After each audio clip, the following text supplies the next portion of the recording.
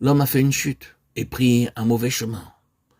Il est devenu désobéissant ou rebelle. Il est devenu pécheur. Il est devenu une créature pécheresse. Tout cela est vrai, mais ce n'est pas toute la vérité. Ce n'est pas que l'homme soit simplement sur un mauvais chemin et qu'il ait besoin d'être ramené ou remis sur la bonne voie. Ce n'est pas non plus qu'il soit la victime d'un mauvais tempérament ou qu'il ait fui pour se libérer d'une loi, suivre ses caprices, se détacher de ce qu'il y a de meilleur en lui. Le retour de l'homme à Dieu et à la vocation et à la destinée que Dieu a voulu pour lui n'est pas seulement le transfert de ses intérêts d'une direction, le moi, le péché, le monde, dans une autre, Dieu, le bien et le ciel. Lorsque Christ, en parlant de l'enfant prodigue, employa ces mots étant rentré en lui-même, il ne voulut pas dire simplement que, s'étant souvenu d'un autre chemin, il ait voulu y retourner. Non, les Écritures nous révèlent avec une évidence très claire que le salut est quelque chose d'infiniment plus radical que cela. Et c'est ici que se trouve le défaut fatal de tant d'efforts évangéliques et même du ministère des conventions. Renoncement, consécration, soumission et d'autres mots ou termes semblables sont employés comme s'ils exprimaient beaucoup plus qu'un simple premier pas, un pas initial qui ne représente qu'une attitude prise.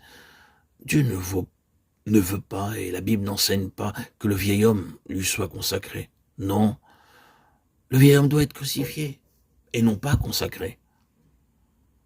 Les jeunes gens sont si souvent exhortés à consacrer au Seigneur leur talent, leur énergie, leur capacité, leur enthousiasme.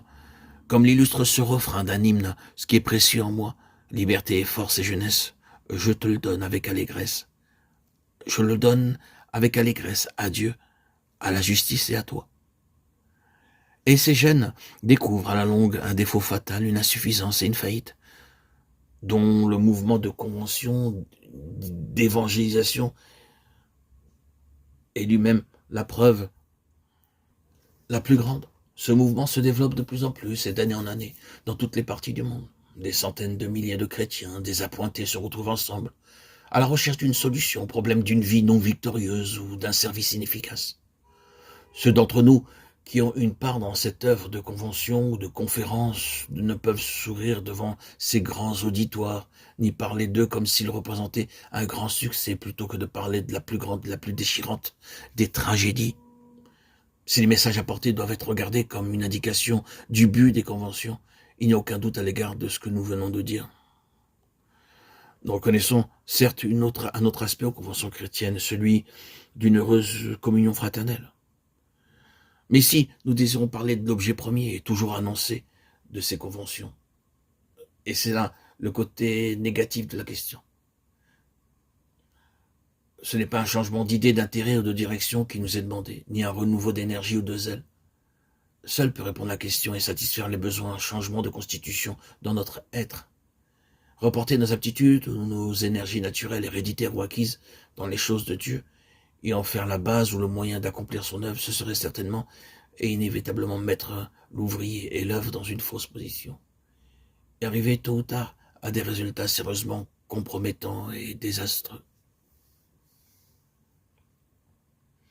Avant de revenir au commencement de ce qu'a été l'homme, pour voir ce qui est arrivé à son être, il y a une chose que nous ne devons pas oublier. Il est toujours important de ne jamais considérer les questions de la vérité divine séparément comme des sujets isolés, mais de reconnaître toute leur portée et leurs relations.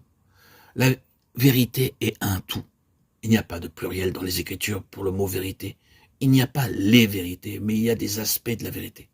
Et aucun de ces aspects ne peut être isolé. Il est essentiel d'observer le commencement et l'issue suprême de chaque phase de la vérité. Il faut ensuite nous souvenir définitivement que dans les Écritures, la vérité est progressive.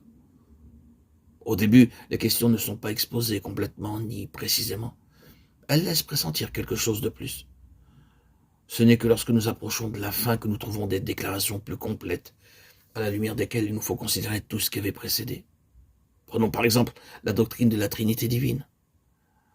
Ce n'est en réalité pas avant le temps de Christ qu'elle nous est définitivement et pleinement révélée, comme dans l'évangile de Jean, chapitre 14 à 16.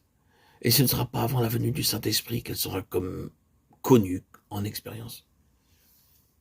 Il en est de même du sujet qui est devant nous. La nature ou l'être de l'homme en tant qu'esprit, âme et corps ne nous est pas définitivement exposé avant que nous soyons dans le Nouveau Testament. Mais il y a beaucoup d'allusions et même de déclarations fragmentaires qui ont été faites à ce sujet de tout temps. L'explication de ce fait est une part de toute notre étude, car il signifie qu'il n'a pas été possible à l'homme de connaître les choses de Dieu de manière adéquate et vitale avant l'ère du Saint-Esprit, comme une réalité demeurant en nous, avec tout ce que cela signifie.